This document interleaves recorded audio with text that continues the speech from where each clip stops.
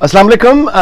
एक मरतबा फिर इस्लाम जो कि अमन का दीन है उसके नाम पे फसाद हो रहा है, खुलेआम हो रहा है। ज़ाहिर है कि सड़कें बंद और बुरे हाल।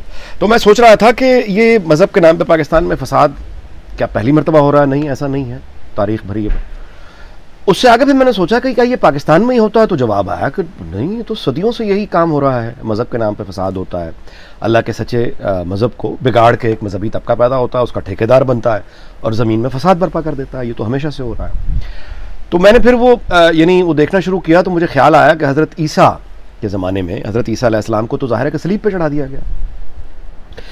तो तारीख़ पे अगर आप नज़र दौड़ाएं तो हज़रत ईसा ने चैलेंज किसी बादशाहत या कोई सियासी निज़ाम एज सच कोई इस तरह की कोई तहरीक नहीं चला रहे थे इनकलाबी। हज़रत ईसा बुनियादी तौर पे अपने ज़माने के वो जो मजहबी तबका था, जो हज़रत मूसा का नाम लेके खड़ा हुआ था और अल्लाह का नाम लेके खड़ा हुआ था, और जो उन्होंने तरतीब बदल दी थी और जो उन्होंने फ्रॉड दाखिल कर दिए थे, वो मजहबी तबके को मुखातिब करके उन्होंने हज़रत ईसा ने जो बातें कहीं उस हालात, मैं हैरान हो गया सिमिलैरिटीज़ जो पढ़ के। और ये दुरुस्त है।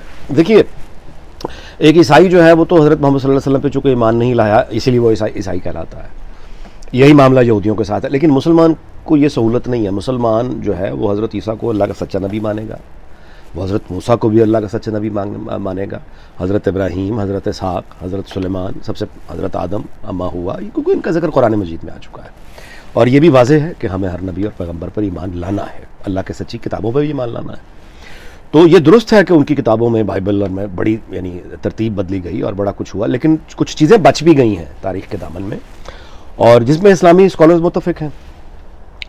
उनमें हज़रत ईसा का एक खुतबा है जो उन्होंने कोहे ज़ैतून पर दिया। अच्छा, उसकी चंद मैंने नुकात निकाले हैं आपसे मैं शेयर करने के लिए, वो मैं पढ़ता हूँ, आप सुनते जाइए और फिर पाकिस्तान के दाएँ बाएँ हालात हमारे देखते चले जाइए, और आपको हैरत होगी कि इंसान किस तरह से तारीख़ ख़ुद को दोहराती है।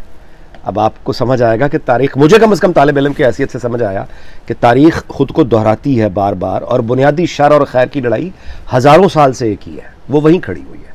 इंसान आ रहे हैं, जा रहे हैं, आ रहे हैं, जा रहे हैं, अपना रोल प्ले करके।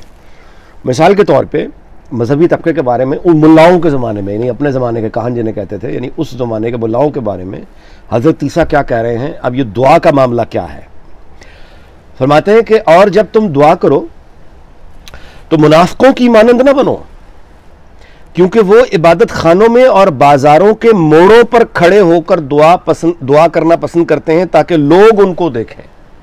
मैं सच कहता हूं कि वो अपना अजर पा चुके हैं। हज़रत ईसा कह रहे हैं मजहबी ड्रामेबाजियों के बारे में कि दुआ करो तो मुनाफिकों की मानंद ना बनो, क्योंकि वो तो इबादत खानों में और बाजारों के मोड़ों पर खड़े होकर दुआ करना पसंद करते हैं कि लोग देखें। तो जो उनका अजर लोगों की तरफ से वाह वाह की सूरत में उनको मिलना था, कितना नेक आदमी, वो मिल चुका है। ये हज़रत ईसा कह रहे हैं। अब मुझे एकदम से इनमें ख्याल आया, मैंने कहा यार हमारे यहाँ तो ये दुआओं के बाकायदा वो इतने बड़े बड़े इजलास और इतनी बड़ी कमर्शियल एक्टिविटी होती है, टेलीविज़न के एयर टाइम बिकते हैं कि जी 40 मिनट की दुआ होगी, 30 मिनट की दुआ होगी और इतने हज़ार लोग आएंगे और वो तवील। अब उनके बारे में हज़रत ईसा क्या कह रहे हैं, बल्कि जब तुम दुआ करो तो अपनी कोठड़ी में जाओ और दरवाज़ा बंद करके अपने परवरदिगार से जो पोशीदगी में है, यानी वो उससे दुआ करो। और दुआ करते वक्त, ये बड़ा काबिल गौर बात, और दुआ करते वक्त मुशरिकीन की तरह बक बक ना करो। कमाल है। दुआ करते वक्त मुशरिकीन की तरह बक बक ना करो, क्योंकि वो समझते हैं कि हमारे बहुत बोलने के सबब से हमारी सुनी जाएगी। हाँ, अब आपको देखा, ये हमारे यहाँ दुआओं के 30-30 मिनट, 25-25 मिनट के जो इश्तिहार चलते हैं, यानी है, समझ आई बात? 1-1 घंटे की दुआ। अच्छा, दुआ करते वक्त मुशरिकीन की तरह बक बक ना करो, क्योंकि वो समझते हैं कि हमारे बहुत बोलने से हमारी सुनी जाएगी। बस इनकी मानंद न बनो, क्योंकि तुम्हारा परवरदिगार तुम्हारे मांगने से पहले ही जानता है कि तुम किन किन चीजों के मोहताज हो। ठीक है, बस तुम इस तरह से दुआ किया करो कि ऐ हमारे परवरदिगार, आप जो आसमान पर हैं, आपका नाम पाक माना जाए, आपकी बादशाही आए, आप की मर्जी जैसे आसमान पर पूरी होती है ज़मीन पर भी हो। हमारी रोज़ की रोटी आज हमें अता कीजिए, और जिस तरह हमने अपने कर्जदारों को माफ़ किया है, आप भी हमारे कर्ज माफ़ कीजिए। और ये हमारे जितने भी पैगंबर हैं, रसूल हैं, ये इनका हम पे बहुत आसान है कि ये हमें दुआएं सिखा कर गए हैं, उसकी तहजीब और तरतीब सिखा के गए हैं। हज़रत मोहम्मद सल्लल्लाहु अलैहि वसल्लम ने हमें बहुत खूबसूरत दुआएँ सिखाई हैं। जैसे खुद नमाज में आप देखते हैं कितनी खूबसूरत दुआएँ, और ये कितनी मुदल्लल। आप सल्लल्लाहु अलैहि वसल्लम ने क्या दुआ बताई? रब्बे ज़िदनी इल्मा। क्या बात है, यानी अल्लाह मुझे मेरे इल्म में इजाफा कर दे, मुझे इल्म अता कर। कोई लंबी चौड़ी यानी वो हमारे यानी 40-40 मिनट वाला कोई सेशन। अच्छा चलें आगे चलिए। रोजे के बारे में क्या कहते हैं, यानी आप अंदाजा लगाइए।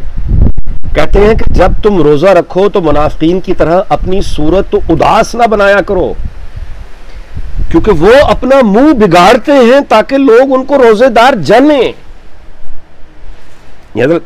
मैं तुमसे सच कहता हूं कि वो अपने अजर पा चुके हैं। ये जो ड्रामे करते फिरते ना, रोजा मैं काम पे नहीं जाना, रोजा है मुझे कोई हाथ ना लगाए, रोजा है मुझसे कोई बात ना करे, रोजा है मुझसे कोई ये ना कहे मैं रोजेदार हूं, मैंने काम नहीं करना, हर बात पे गुस्से में बड़े बैठे हैं। तो ऐसे लोगों को ये तो अपना अजर पा चुके हैं, ये हजरत ईसा कह रहे हैं। और आगे कहते हैं कि बल्कि जब तुम रोजा रखो तो अपने सर में तेल डालो और मुंह धो। ठीक है, अल्लाह ताला सरमाया यानी दौलत और अल्लाह ताला के बारे में यानी अब वो क्या फरमा रहे हैं हजरत ईसा, कोई आदमी दो मालिकों की खिदमत नहीं कर सकता, क्योंकि या तो एक से अदावत रखेगा और दूसरे से मोहब्बत, या एक से मिला रहेगा और दूसरे को नाचीज जानेगा, कमतर जानेगा। तुम खुदा ताला और दौलत दोनों की खिदमत नहीं कर सकते। क्या बात है, ये देखें अल्लाह का सच्चा नबी है। इसलिए मैं तुमसे कहता हूं कि अपनी जान की फिक्र ना करना कि हम क्या खाएंगे क्या पिएंगे, और ना अपने बदन की। हवा के परिंदों को देखो, ना बोतते हैं ना काटते हैं, ना कोठियों में जमा करते हैं, फिर भी तुम्हारा परवरदिगार उनको खिलाता है। यानी ये इनका जो है। आगे मैं पढ़ता हूँ, ऐब जोई के बारे में हजरत ईसा कहते हैं, ऐब जोई ना करो कि तुम्हारी भी ऐब जोई की जाएगी। मतलब ये जो है। अच्छा आगे हजरत ईसा का ये मैंने आपसे खुसूसन शेयर करना है। हजरत ईसा अपने पैरोकारों को, वो लोग जो उनको यानी शिर्क कर रहे हैं उनके नाम पर, यानी उनको इतना ज़्यादा बना बैठे हैं कि अल्लाह ताला के शरीक यानी बज़ाहिर ही हजरत ईसा की अकीदत कर रहे हैं। अगर आप गौर करें तो ये हजरत ईसा के पैरोकार हैं, ये हजरत ईसा के नाम लेवा हैं, ये हजरत ईसा को सच्चा नबी पैगंबर मान रहे हैं, लेकिन उसमें अकीदत में इतना आगे बढ़ चुके हैं कि शिर्क पे आ बैठे हैं कि ये तो खुदा के अल्लाह माफ़ करे बेटे हैं। और हजरत ईसा को वो यानी से बराह रास्त मांगने पर अब यानी कह रहे हैं कि हजरत ईसा के नाम पर बलाएं टल रही हैं। हजरत ईसा उन अपने पैरोकारों से मुखातिब है, और सुनिए क्या कहते हैं, जो मुझसे ए मौला कहते हैं, इनमें से हर एक आसमान की बादशाही में दाखिल ना होगा मगर वही जो मेरे परवरदिगार की रजा को पूरा करता है। उस दिन यानी क़यामत का दिन है, बतेरे मुझसे कहेंगे, ए मौला क्या हमने आपके नाम से नबूवत नहीं की और आपके नाम से बदरूहों को नहीं निकाला और आपके नाम से बहुत से मौजज़े नहीं दिखाए। अब ये हज़रत ईसा के पैरोकार होंगे जो क़यामत के रोज़ हज़रत ईसा से ये कहेंगे कि जनाब आपका नाम लेकर हमने इल्म नजूम में या इल्मुल आदाद में या किसी जादू में या किसी सहर में उसको जादू का इस्तेमाल करके या किसी सहर का इस्तेमाल करके इल्म नफ्सियात का इस्तेमाल करके, लेकिन आपका नाम लेकर हज़रत ईसा का जिन बदरूहों को जिन लोगों में से हमने निकाला या सेहत अता की या मौजज़े दिखाए, आपका नाम लेकर हमने तो ये काम किया। ये हज़रत ईसा के पैरोकार क़यामत को कहेंगे। और हज़रत ईसा उन्हें क्या कह रहे हैं, इस वक्त मैं उनसे साफ कह दूंगा कि मेरी कभी तुमसे वाकफियत ना थी, ऐ बदकारो मेरे पास से चले जाओ। हजरत ईसा अपने पैरोकारों को, कौन से पैरोकार हैं जो हजरत ईसा के खिलाफ नहीं बात कर रहे, ना ना ना ना, हजरत ईसा की अकीदत में हैं, उनको नबी पैगंबर मान रहे हैं, लेकिन शिर्क के साथ मान रहे हैं। तो शिर्क के साथ, और फिर शिर्क के साथ हजरत ईसा को मानने के बाद मौजज़े भी दिखा रहे हैं दुनिया में, और कह रहे हैं कि हजरत क़यामत के दिन जाके हजरत ईसा से कहेंगे कि हमने तो आपके नाम पर, आपकी नबूवत के नाम पर नबूवत की और मौजज़े दिखाए। हजरत ईसा क्या कह रहे हैं जवाब में, दोबारा सुन लीजिए। उस वक्त मैं उनसे साफ कहूंगा कि मेरी कभी तुमसे वाकफियत न थी, ऐ बदकारो मेरे पास से चले जाओ। और आखिरी बात जो मैंने उनकी सिलेक्ट की है, एक हजरत ईसा का एक फरमान जो मैं आपसे कह रहा हूँ, ये वो मजहबी तबके से मुखातिब है, मगर यानी मुल्लाओं से, यानी अपने ज़माने के मुल्लाओं से। वो कहते हैं कि तुम सांपों के सपोलियो हो, सांपों के सपोलियो हो, तुम्हारा हाल उन कब्रों जैसा है जिनके ऊपर तो सफ़ेदी फिरी हुई है मगर अंदर गली सड़ी हड्डियों के सिवा कुछ भी नहीं है। तुमने अपने ऊपर सिर्फ मजहबी लिबादे ओढ़े हुए हैं लेकिन तुम्हारे अंदर ख़यानत भरी हुई है। या मुझे लग रहा है कि ऐसा, यानी ये मैं लाइंस पढ़ रहा हूँ, मुझे लग रहा है कि ये तो हज़ारों साल पहले हमारे माशरे के बारे में, मेरे बारे में कोई बात हो रही है। तुमने अपने ऊपर सिर्फ मजहबी लिबादे उड़े हुए हैं, लेकिन तुम्हारे अंदर खयानत भरी है। तुम मच्छर छानते हो और ऊंट समूचे ऊंट निकल जाते हो। छोटी छोटी बातों पे तुमने जो क्या होती है कि ये हो गया और वो हो गया, किसने क्या पहना, किसने क्या नहीं पहना, किसने क्या कहा। दुनिया के किसी खित्ते में किसी पागल कुत्ते ने उठ के अगर कोई बकवास कर दी है तो इस चीज को तो उठा के तुम रास्ते भी जलाओगे, तुम फसाद भी बर्पा करोगे। यानी किसी ने क्या पहना, क्या नहीं पहना, कौन किसके निकाह में है, कौन किसके निकाह में नहीं है, किसका ज़ाती किरदार क्या है क्या नहीं है, यानी